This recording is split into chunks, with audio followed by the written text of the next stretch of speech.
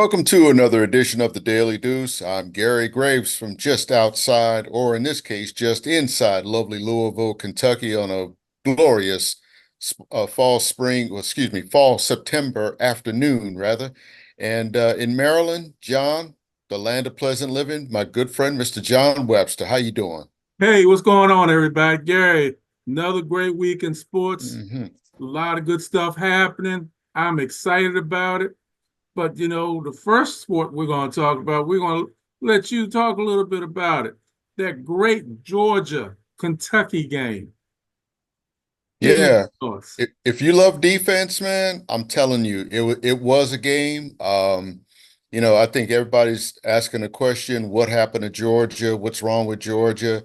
And I would just say Georgia ran up against a defense that played up to expectations against Kentucky.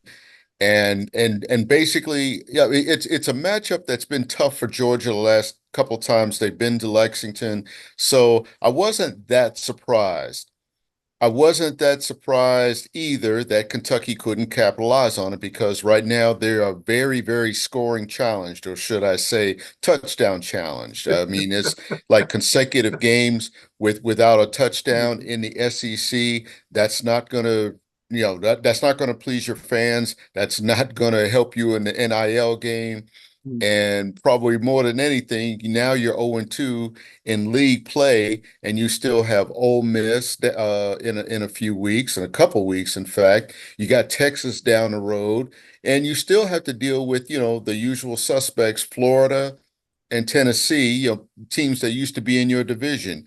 And you're not even a guarantee against Vanderbilt because, I mean, what Vanderbilt beat Virginia Tech in its first game. So I don't want to, bring up the P word as in parity in college football. But what I'm saying is, for Kentucky, yeah, it was an impressive defensive effort. The offense should have capitalized.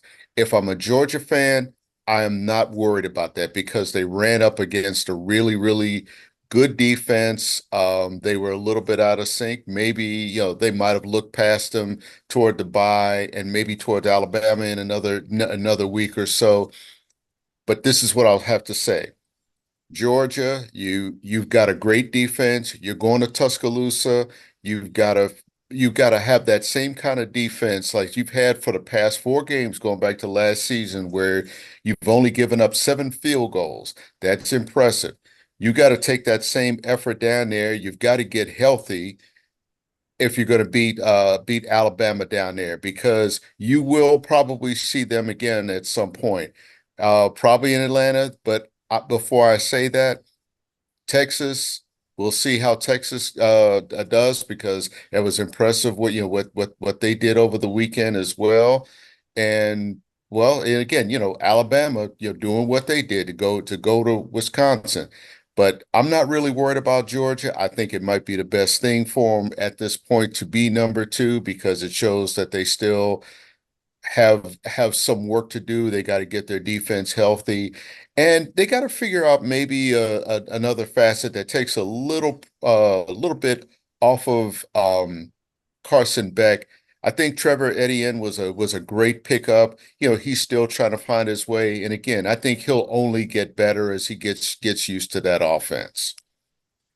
Gary, is it possible Kentucky could have a worse record this year, but be a better team?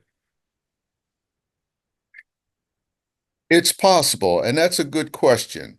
I look at that schedule, John, honestly, and I'm thinking they're going to struggle to get to 6-6 just against, four ranked opponents, four top 10 opponents, as it stands right now. And I'm probably underestimating it. It's So pro what? five.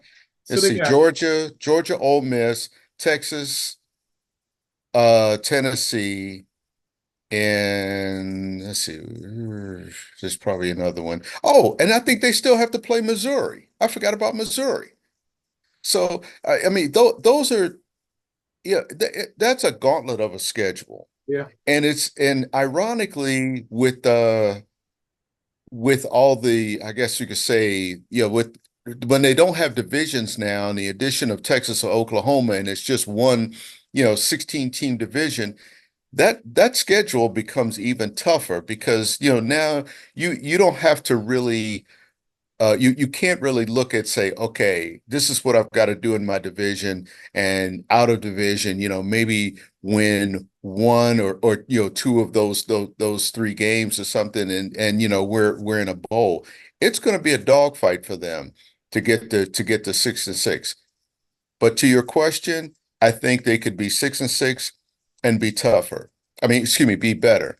It's going to be tough because this team has been kind of treading water the last two seasons after the 10-win season. And you're starting to hear these howls that maybe the game is getting away from Mark Stoops, especially in the age of analytics, and he is still kind of an old school guy. But I also say, if you get rid of Stoops, who are you going to bring in that's going to take you to that next level? This is still the SEC. And I mean, I think you could bring Jerry Claiborne back from the great beyond, and you'd still struggle to get to 8 wins in this SEC. You bring back a name from the past, Gary. You brought up the name Jerry Claiborne. Now, you really went back on that one. Really went back.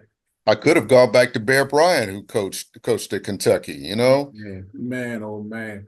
Now, you mentioned Georgia has Alabama this weekend coming up. Yeah, well, week after next, yeah. Week And after they're next. coming off a bye as well. When's the last time Georgia's been to Alabama?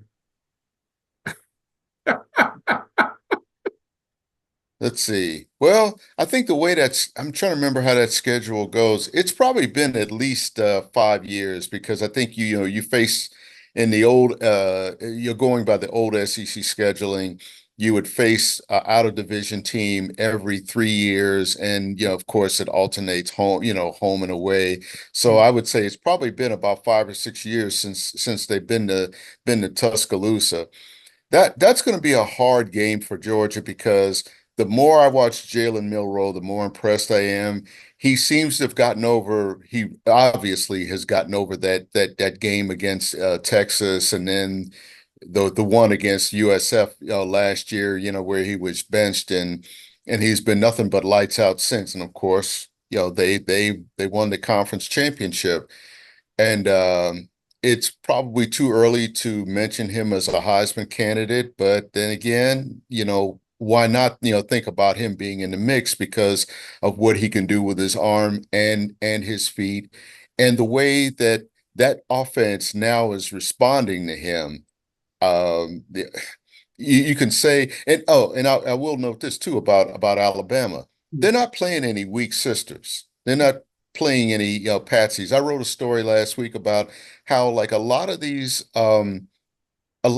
contenders in the or presumed contenders in the SEC, including Texas and Oklahoma, they really have beefed up their schedules. Then, yes, they're going to play the odd FCS team, a payday guarantee game, to get that win in a sense, but more to get real playing time for their players, and that's something I think a lot of people forget about why they play those games because when you've got 85 players that you've got to integrate in some way, shape, or form, figure out who you're going to redshirt, who you're going to get in a rotation. Those games are helpful in terms of getting them those snaps and getting what you can't get, say, out of a so-called scrimmage. But they're not really doing that. A lot of teams aren't doing that because I think Alabama open to see they opened against Western Kentucky, which won 9 games, including a bowl game last year. It might have been 10. Um, I forgot who they played in their second game, but they go they go north and win that game like handily. That game became theirs even before halftime, if you watched any of that. And that was no slouch team that they played. I mean, they are a good team. And I think that they're going to be a team to contend with as usual with a new coach in the SEC. Last question we ask for before we move to the next segment. Alabama, Georgia. Who you got? Alabama. Alabama. Nothing against Georgia, but it is, it's hard to win down there in that stadium. It's hard. I mean, it's hard for anybody to go in there and win that game. And something about Alabama or something about Georgia, rather, they see red in more ways than one when it's Georgia, because in a lot of ways, they will always feel like the SEC will be their domain. And they're still, sore that they won those back-to-back championships that they felt like they had a chance at, especially the comeback game. You said a mouthful, Gary Graves. We'll see what's going to happen. Now we move on into the NFL. Second week of the season, NFC East. We're going to take a look at all the teams in NFC East. First, we'll take a look at those lovable Dallas Cowboys. Oh, oh, you threw a curveball at me on that one. Uh, New You Orleans probably Saints, you saw that you probably saw that game. I was too busy just shaking my head at the Ravens Raiders game. all I can do is shake my head on that one, Gary. That's all I can do is shake my head. Dallas and New Orleans, from the opening kickoff to the last kickoff, it was all New Orleans. Hmm. All New Orleans. And it doesn't get any easier for Dallas this week. They play the Ravens. That's two teams that really need wins. The Ravens being 0-2, Dallas being 1-1. Both of them need a win. And the talk has already started down in Dallas. So I'll leave it that on that one. Commanders and the Giants. Man, a slobber knocker. 7 field goals, Gary. 7 field goals for the Commanders. They're 1-1. They played hard. I still see the defense struggling. I still see they don't have a great pass defense or secondary. What's your thoughts, man? All I can go by is like the replays and maybe some of the game recaps. But I still think the fundamental problem with the Commanders is you are offensively, your focus is on the wrong is really in the wrong place. And I'm not saying that that's not a criticism of Jaden Daniels by any stretch. What is wrong with running the daggone ball, John? That's what things like how long have we been saying this? And Yep. this is what really, really makes me mad. When you got I'm gonna say four because they do have a pretty good, pretty deep That's cool. running back room. Mhm. But if you've got Robinson, if you got Rodriguez, pound the ball, take it off of your quarterback. You can't have your number one draft choice running almost every other down. And who have we said this about over the years? Michael Vick, Lamar Jackson, trying to think of who else. We're saying it about Jalen Hurts now. You're going to get your quarterback killed if you don't protect him, and if you just leave no option but for him to take off running.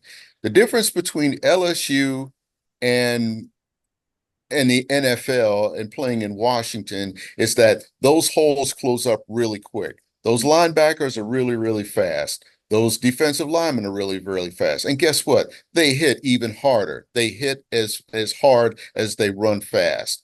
You're not going to have much longevity. Oh, and let's remember another quarterback that played in Washington and had a short career because they couldn't figure out, oh yeah, let's let him run less and have somebody else run more. RG3. I bet he has a whole lot to say about it, but we just don't hear it because he's not on a network right now. Yeah, Gary, I agree with you. I totally agree with you. That red zone offense that there's also they got to improve that. I think part of improving that offense and the red zone offense is like you said, I agree. Get that ball to Robinson. Get Eckler back there a little bit more. Give the ball to Eckler a little bit more as well too. Hmm. They had, the running game will open up your passing game. I really sound old now saying that, but I just believe that's what's going to happen. Uh, one It has to happen. yeah, 1-1. They're going to Cincinnati next Monday night. That's going to be really interesting. Cincinnati's 0-2 again, and they're really in need of a big win. So let's see if the Commanders can step up. Now, the last game, the last team in the NFC East, those birds, those Eagles, they didn't fly last night. No, no. I mean, they ran into a plate glass window last night and just went slowly sliding down. Um, Where do you want to start? Play calling, John, I'm telling you, see, this is me and my old school way of thinking in that you got to pound when you're that close and you've got a quality back, you pound it in there. Enough of this, like, this cutesy stuff of dropping back, throwing a short pass. I, I'm gonna I'm gonna withhold judgment over whether it was a bad play, because probably because he dropped it or whatever, and it looks like a bad play. But of course, if he catches it, we're not having this discussion. But my thinking, John, and I'm gonna try not to use the wrong words here, is just what in the world are you thinking passing in in a situation where you can pound the ball and you've got a good offensive line, you've got a good back, just pound the daggone ball in there. And I agree with you. And I'll say this: it's a difference for Atlanta getting the ball back with 1 minute and 40 seconds, and Atlanta getting the ball back with 50 or 40 seconds. And that's what Exactly. that pass did. Exactly. You know, if that play works, Nick Sirianni is being hailed today in Philadelphia, and you're naming a sub after him. It didn't. That's true. But And it didn't work. So you and Gary, I may be wrong for saying this. He coached last night like a coach who knows he's on a hot seat. He made a call in the first half, 4th and 3, and went for it instead of trying to kick a field goal. yeah, And you yeah. tried to do a knockout punch at the end of the game. If you run that ball with Barkley, and Barkley has a history, as good as Barkley is, he is a top tier running back, but he is known to drop passes sometimes. In Hmm. his history. Yeah. And if you're running that play again, if it works, you look great. But how does he look today? Because it Oh, didn't work. I can guarantee you my favorite sports station in Philly is probably blasting him, and it should. John, I am so tired of these people that I mean these coaches, these offensive coordinators who want to get cute and what, like you said, a slobber knocker situation, to use your term. It's like, why did you pick up Saquon Barkley? If you aren't going to put him, if you aren't going to use him in key situations, in situations where you couldn't necessarily get, that those extra 2 or 3 yards. I wouldn't have had a problem, like say, if they might have like handed off to him and have him run around that right end, but he's all alone in the flat and catches a ball. Well, excuse me, drops a catchable ball, and I'm just thinking he had a lot of room to run around that side, because I think they were either thinking inside or maybe they were thinking about that pass, because even if he had caught that, how many yards do you think he would have gotten? Because there was a defender waiting there to blast him. Yeah. But the thing is, they would have blasted him. They would have blasted him inbounds, and they had no timeout, so the clock would have kept running. It Mm, would have run, and it would have been yeah, this time. Now, yeah. this is what I'm, I'll say to you, Gary, and I'm gonna be careful how I say it to you because I don't want you to come through this screen and punch me upside my head. I listened to a little bit of Philadelphia radio today. There's already a name being mentioned to replace Sirianni. I'll just leave it at that. You already know the name that I probably that, guess that who it is. it, he was doing Monday Night Football last night with the Manning brothers. Huh? He was doing Uh-oh. Monday Night Did we? Football last night with the Manning brothers. All right. How about So we'll have to see what that's going to be. Can you hear me, Joe? I'm never out here to promote someone to lose a job. But what I will say is Sirianni has to be able to coach and be comfortable with himself as a coach. Their next game is against New Orleans. How's that going to work out? I don't know. Hey, John, I had lost you there for a sec for whatever reason. I don't know if it's on my end or what, but I'm assuming you mentioned one Bill Belichick as a name being mentioned there, right? I didn't say his name because I didn't want to upset you. I didn't want No, at this point, John, you're not going to upset me with Belichick because I'm already seeing, and maybe because, these first couple weekends, I'm already seeing some potential openings for him. Right now, I even see one up the road in Baltimore, for Belichick because you just can't lose a game like that. But in terms of Sirianni, yeah, yeah, you're right. To your earlier point, he coached like somebody who is on a hot seat, like he's trying to please maybe too many masters. I don't know which one he was really thinking about in some of those situations, but you know, you, you don't necessarily have to go back to the playbook that got you to the Super Bowl 2 seasons ago, but you have to think about how you can grow from it and use the talent that you've got. I mean, again, you don't pick up a Saquon Barkley if you're not going to use him. If you're Baltimore, you don't pick up a Derrick Henry and give him the ball just two freaking times in the fourth quarter of a winnable game at home. That we could get I could really get started on that one. But stop trying to be cute. Try to win the damn ball game. As we get ready to wrap up, I'll say this to you about the Ravens. Just my personal opinion. A couple things.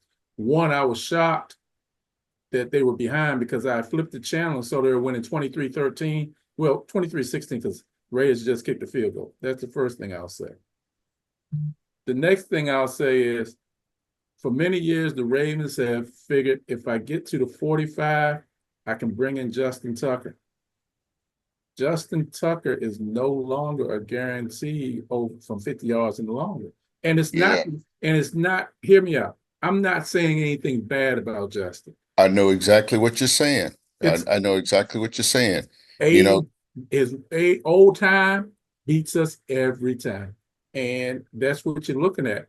And mhm. with them having to adjust because Tucker, I don't think has the leg he used to have. He still has accuracy, but I think his accuracy is from 49 and in. Yeah, I think yeah, they're going to I have to agree. adjust and not. Many years the Ravens have played where if I get to the 35, okay, I don't care. I just don't want to make a turnover. Bring Justin Tucker and we'll get a short three, and we got a great defense. Well, Yeah, Justin Tucker's not sure, and your defense is not great. Your defense is good. It's not great. yeah.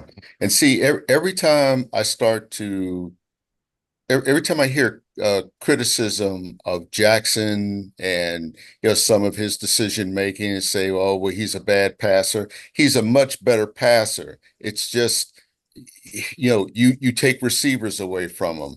You create these situations where you almost have to rely on his feet, and that's what teams are looking for. They don't want to get beat with him. That's why you pick up a Derrick Henry. I mean, if you used him 30 times a game, how many times do you think a team is really, really going to stop Derrick Henry? Good point. Good point. And Yeah, seriously, if you use him 25 to 30 times a game, how many times do you think he is really going to get like physically stood up, for a loss or no gain or just a few yards? I mean, I think it was like there was one play he was carrying guys on his back. And he's been doing that his whole career. And that's what I say, I don't think he minds that. I don't think the offensive line minds opening holes for him. And again, I'm sure Lamar, for all of his talents, he's like, look, you can hand the ball off to him and everything. If that means I don't get hit for, one or two or 20 plays, I'm good with that. But again, This is something where they become conservative, and maybe Harbaugh's. I think I'm beginning to wonder if he's coaching like somebody who's on the hot seat. Yeah, you said a mouthful. And again, we appreciate it. Another exciting week with the Daily Deuce. Yep. Gary, take us home. All right, let's see. We've got a whole lot coming up. More college football this weekend, more NFL. John, I don't want to get you mad where you might punch me in the face or punch your screen, so we won't talk about the pennant races and the Baltimore Orioles.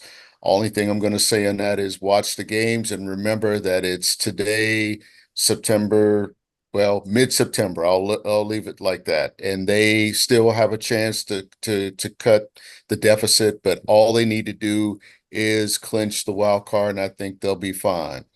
There's so much more to watch, folks. Watch the games, watch us. We'll send you a link. We're on Facebook, we're on YouTube. John, let's go home. Y'all take care. Thanks for watching us again. We'll see you again real soon. See ya.